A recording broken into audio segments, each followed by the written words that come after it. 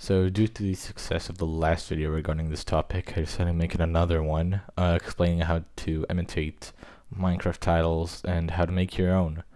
And yeah, that's pretty much it, so enjoy the video. By the way, if you've just started with Illustrator, please don't follow this tutorial. This is not for the beginners. I'm not going to explain very basic stuff here, so first learn Illustrator, then come back here. Yeah, that's pretty much it. Enjoy the video. Alright, so this is another tutorial on how to replicate Minecraft fonts. First of all, before we start, we need to understand the Minecraft 10 font. Now, the Minecraft 10 font is the official font Mojang has been using on the Minecraft website, on the launcher, and on their trailers and their logos. It's this font that you can see right here. This is the font Minecraft actually uses in-game and Mojang sometimes uses.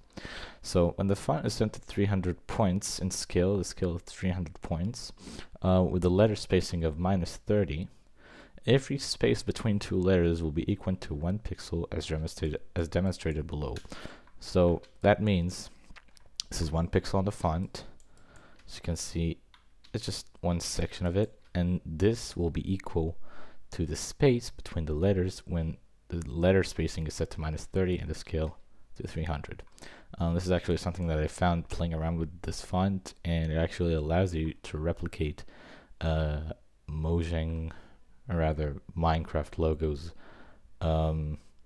Just imitate them and make them whatever you want in whichever style you like. So this is 1 pixel. You can see the base of the letter A is 3 pixels. Then there's a space. It's actually equal to 1 pixel. As you can see, the width of this is equal to the width of this, and the height doesn't really matter here. And then there's 3 pixels. There's 7 pixels for the B. As you can see, you can just count it. This is 1 pixel, you know it. So there's 1, 2, 3 in here, or I can just draw around and whatever. I don't know.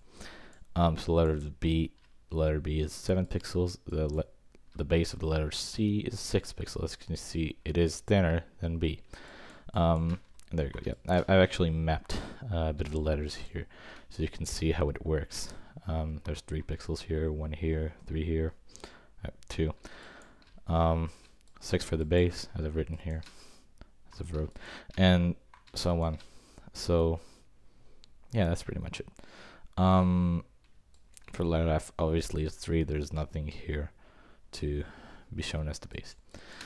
So it just allows us to draw pixels within the letter space, making it possible to replicate or imitate official Minecraft logos. For this tutorial, I'll be using Illustrator 26.4.1. If you have a version older than 25, I believe, the method will be different. So just make sure you're using this version. Otherwise, it's not going to be the same. This version or newer, of course. This is not the newest version. And here are a few of the logos that I made using this method. This one wasn't actually made with this method. This is from the last video. This one not either. But yeah, these 3 were made using this method, and this is what it actually allows you to create. So if I just take the text tool to write something, I'm gonna pick a word. Let's say sample. I don't know, just a random word. Center it. Looking good. Alright. So just type something in a Minecraft 10 font. Just type Minecraft, and then pick the 10 variant. There's actually a few other variants that I've downloaded, but Minecraft 10 is the one that Mojang has been using for these titles. For the character spacing, make sure, or letter spacing, make sure it is -30. And for the size, make sure that is 300 points. I'd suggest working at a canvas this size. I'm not actually sure what size this canvas is. Yeah, that is 1296 by 1728. So yeah, this is what I'll be working on for this video. So after you've made your text, don't pick a color yet. We'll go to Effect, 3D Materials, 3D Classic, then extrude and bevel. Set all rotations to 0, just so we can have the original view of the text, just how it was before. But set the rotation on the x-axis to, let's see, something like 35. Let's see how that would look. Alright. A little bit of perspective here, so let's set that to 35 as well. And as you can see, we've already got some perspective where the vanishing point is actually above the text and the lines spread towards the bottom.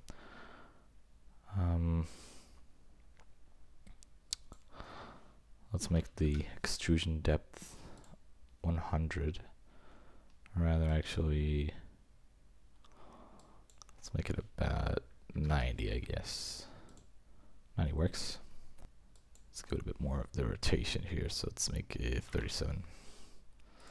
Now, if I'll change the color of the text, it will obviously change according to the colors, to the color that I picked, but you can see there are missing faces here on the side of the text. If I'll just lock it for a second, you can see there are missing faces. They're just colored white. They're actually transparent, but they're not visible. So we're gonna use a little trick here.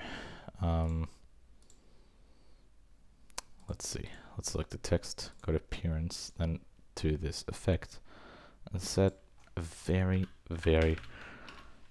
tiny number of rotation on the y-axis. I don't know why Illustrator does this, but this fixes the issue. So now this is how the text should look. Also set it to black here.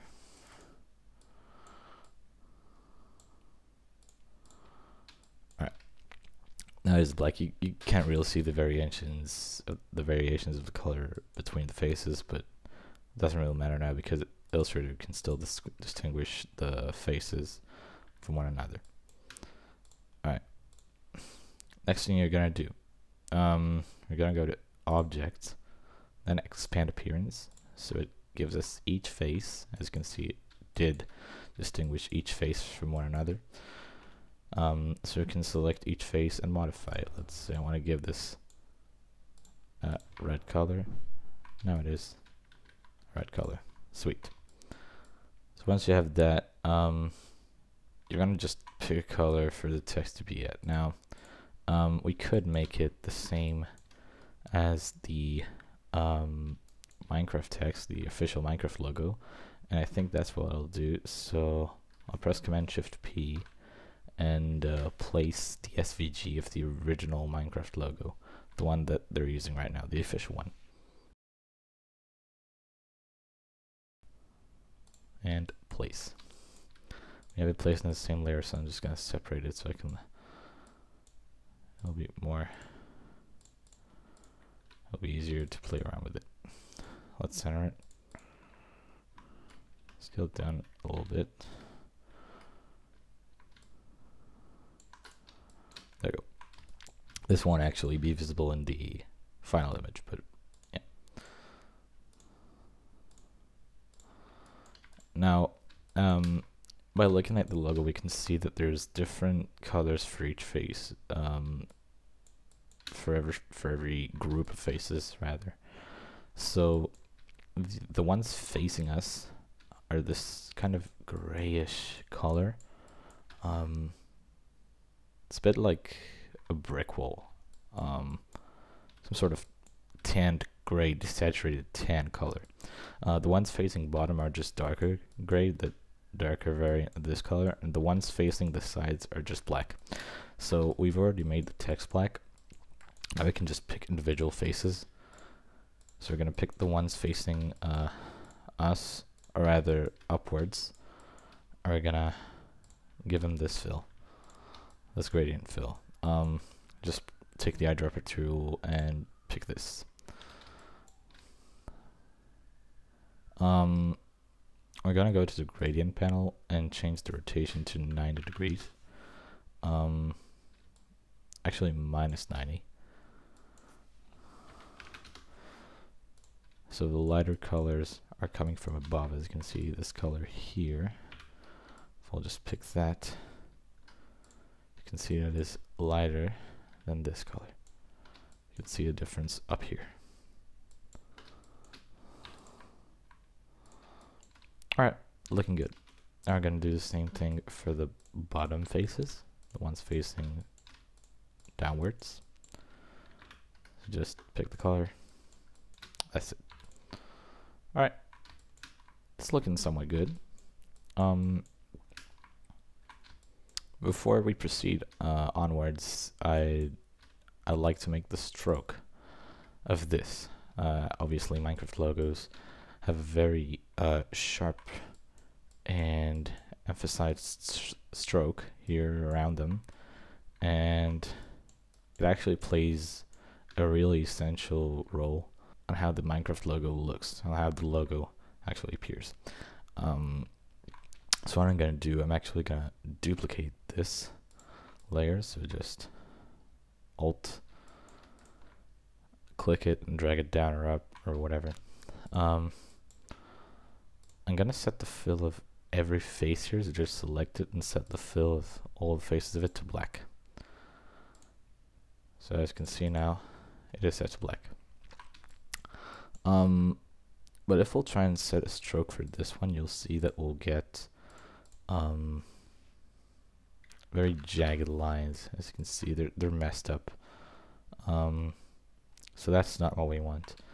So we'll first need to make this into one shape and then set a stroke for that. So let's take the shape builder tool. That's M, I believe.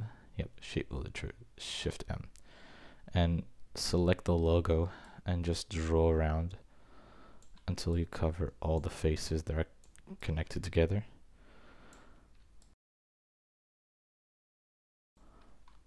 And you should get something like this, where you can see the silhouette of each letter. There's anchor points at the edges, the corners rather, and it's filled with black as you've picked before. So now when you'll go and set a stroke for it, let's say 15, it'll look good.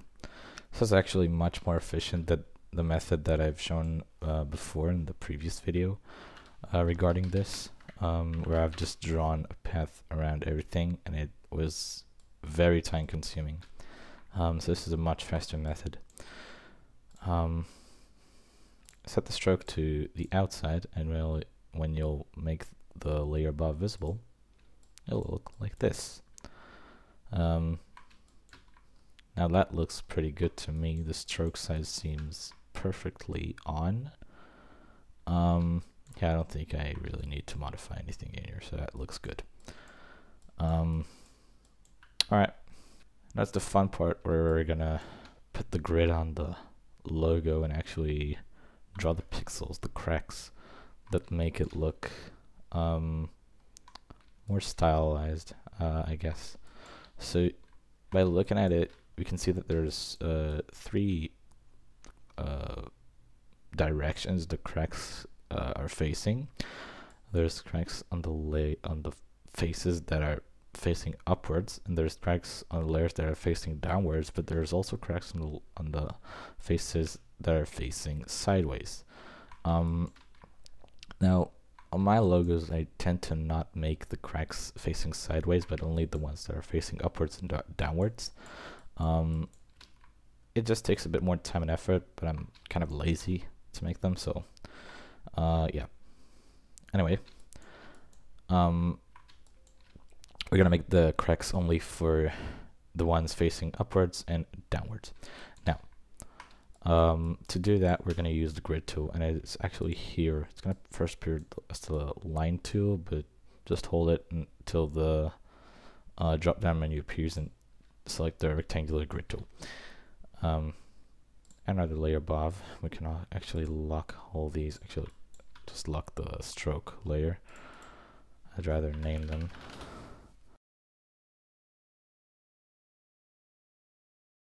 So for this, it actually goes a bit into math and summing up the width of the letters and everything,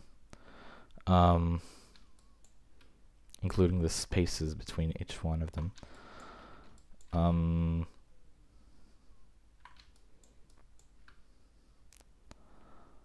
So you're gonna count up the pixels that I've shown before of each letter and sum them up together.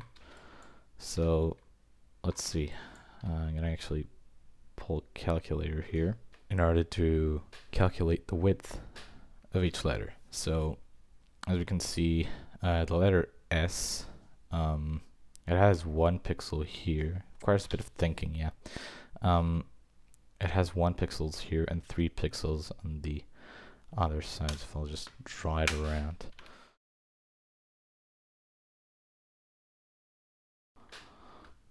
So this section, this is 3 pixels.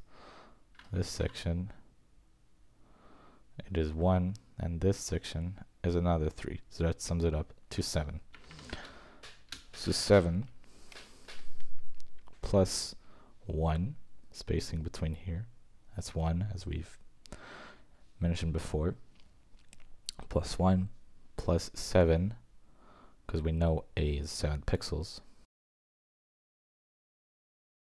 plus, first of all, we have this one, so that's 1, plus 3, plus 1, plus 2, 1, 3, that's 3, 4, 6, 7, 9, 10 pixels actually. Yeah, that is 10 pixels. So after the A, we're gonna do another plus 1, plus 10, plus 1, plus 7,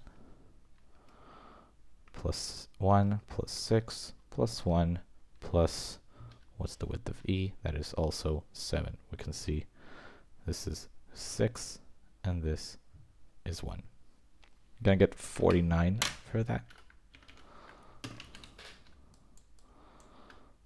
So we're gonna go double click this. Once we're in here, let's have a bit of explanation on what's going on here.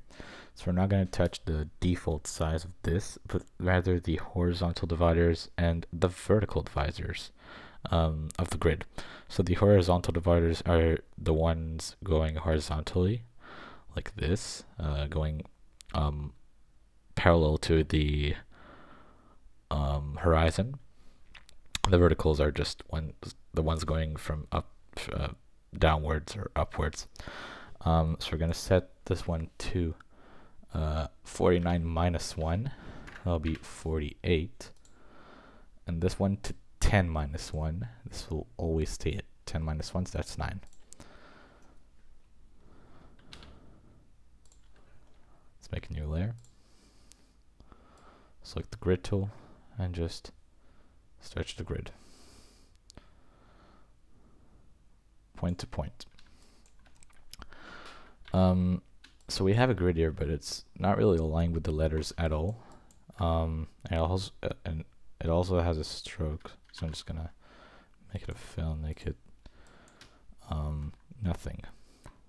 Now, yeah, it's not aligned, so we're gonna take the free transform tool, just hit E on the keyboard, and stretch these until they're aligned with the corners of your text.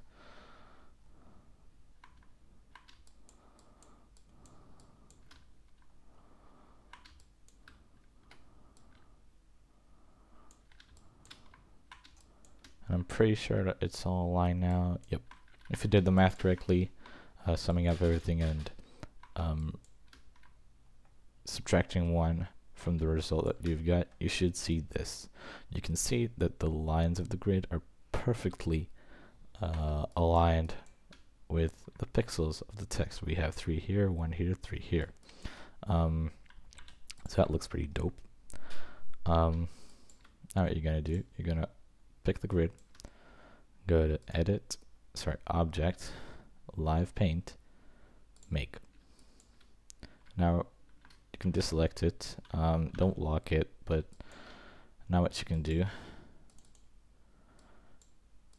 is paint pixels over your text, which is pretty cool.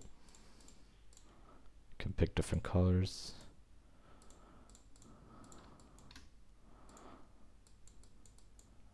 make it whatever you like. Now, it isn't as thin as the stroke here. As the strokes here. The pixels here are pretty thin, as you can see, and it's not that thin, I'd say. So we'll just have to make the resolution bigger, the resolution of the grid. Now, the way to do it would be to multiply everything in here. So we're gonna add back the ones that we've subtracted before. So this is gonna be 10. This is gonna be 49. And let's say I'm gonna subtract it by 6. So this one's gonna be 60. This one's gonna be 49 times 6. That would be 294. 294. Of course, we're gonna have to subtract that one again, just for the dividers to match. So 293 by 59. Can delete this grid. And let's stretch a new one. This is gonna take some time, but eventually I'm gonna reach that corner here. There you go. Just make sure that these points are aligned perfectly, and they seem to be aligned perfectly. So take the free transform tool, set it to distort, and make sure the other 2 points are aligned as well. And you should have something that looks like this, and it still matches. We've just multiplied the resolution by 6. So for each pixel that has been it before, there's now 6. 1, 2, 3, 4, 5, 6 till here. Let's make it live paint. You can just click on it. Let's set a color. All of this has been 1 pixel on the previous grid. Looking pretty good there. Alright. So you can't actually change the size of the fill bucket, which is kind of a shame, but it's Illustrator after all, and it's not made for making Minecraft titles like this. We're gonna take the color of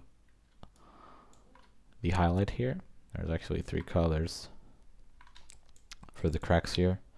There's the highlight, there's the shadow, and there's the one that's kind of a tone.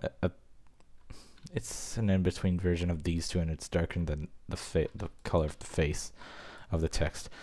I'm gonna take the lighter variant, and we're just gonna draw it down here, like this.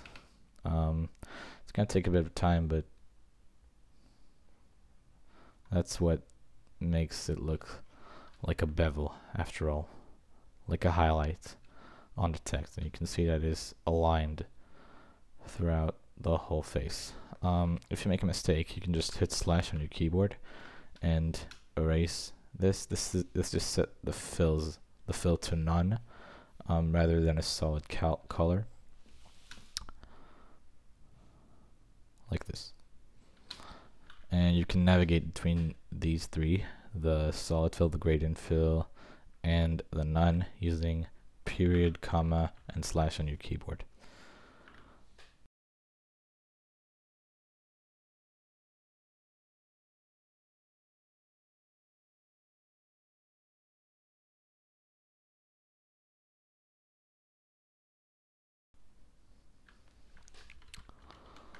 This is how it looks like with the bevels drawn on the text. Now, it doesn't look as detailed as this one here, and that's because we still don't have the cracks. And this is something that is really up to you. You can either add them or not add them, and you can draw them however you want. But I'm still gonna add them. So what I'm gonna do, I'm gonna pick the color of the shadow here by hitting Shift and Alt while picking the color. Alt for the eyedropper and Shift to pick the color, not a gradient or whatever. Actually, I'm going to take this color. No, I'm going to take the color of the shadow first. So let's pick the highlight. Kind of messed it up here. Alright. So we're going to start drawing the cracks here on the text.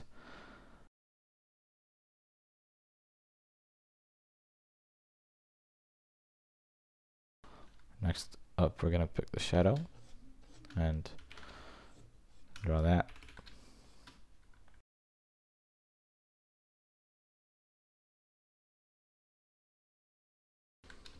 And lastly, we're going to pick the color of the crack itself.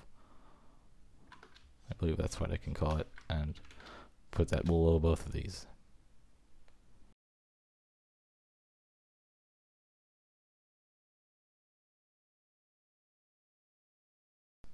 I think that looks good.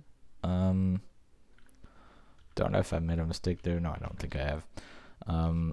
But the thing about it is that you can customize the cracks and make them however you like. So it really doesn't matter what's their width, size. I don't know. Just play around with them, see how it fits for you. And if it looks good for you, then that's good.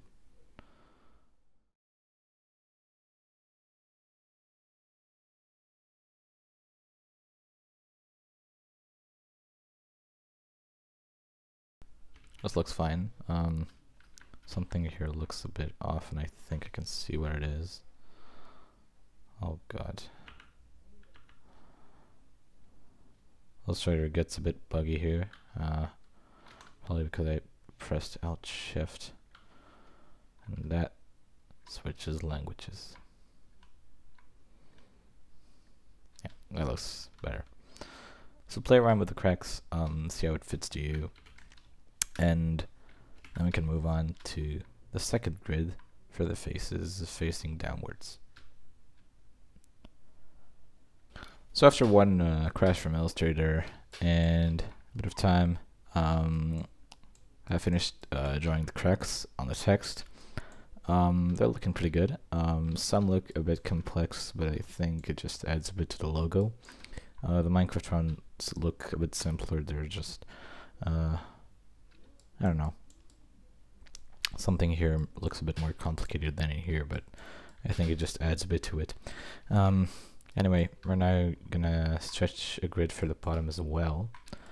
So we're gonna go to the grid tool again, and we're gonna set the number of horizontal dividers to the same one as before. So I don't actually remember what that one was. I believe that was 293. And for the vertical divisor, you can just pick another number because it's a shorter part of the text. It's not as tall as the faces facing upwards are. It's just shorter, so I guess we'll pick a different number. Let's try 23 perhaps and see how that goes. So gonna get down here. Okay, well, I've actually made them reversed. So this one is supposed to be 23 and this one is supposed to be 293. Let's make this on a new layer just so we don't mess this up.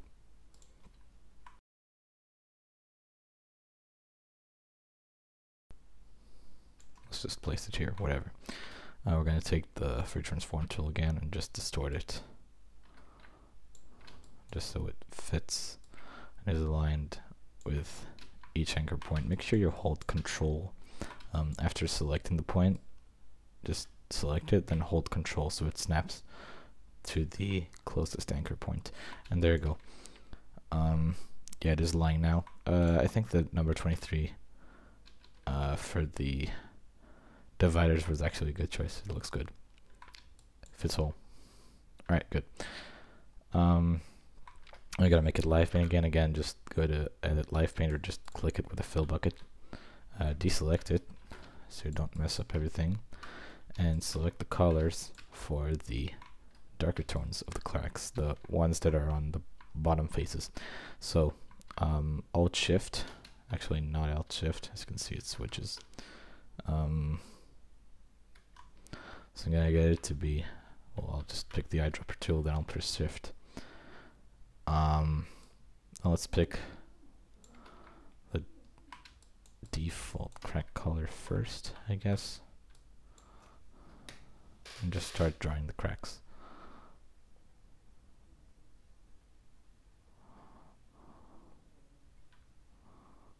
And Illustrator is a bit buggy with this right here. I don't know what's causing it, but I'm gonna unlock the layer.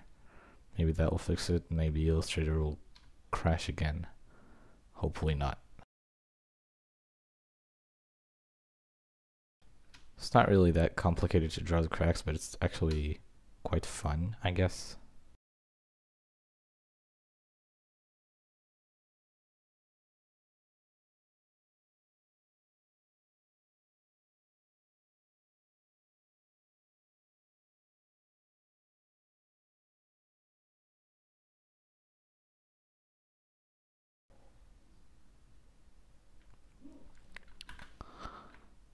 After I've made the base, I'm just going to take the shadow and the highlight colors and draw them over.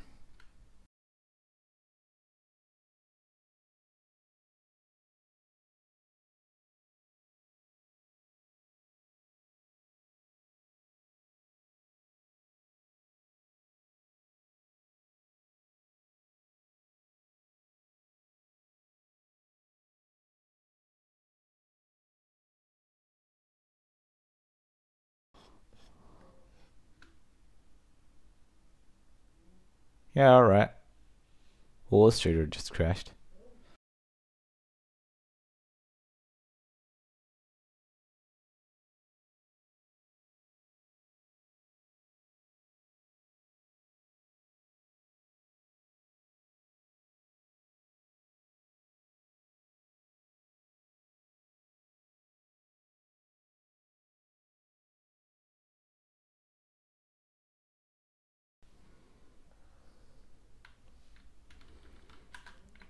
Yeah, I guess that's pretty much it. That's how you make a Minecraft logo. Well, rather, that's how you imitate a Minecraft logo. How to make parodies. That's how you make parodies of the Minecraft logo. It actually looks pretty accurate if you look at it from up close. Yeah, looks pretty good. May take a bit of time to actually apply everything you've learned in this tutorial to your process. It's a bit of a time-consuming process, and I get it. But it takes a bit of effort, and you can get something like it takes a bit of effort to get something that looks like this. Just understand how the Minecraft logo looks and how Mojang makes them, and you can make it. Obviously, this method can let you create a ton of variations of Minecraft logos. You can actually make ones with pixel art on them, or just blocks straight from the game. You can just redraw them with the pixels, which looks really good.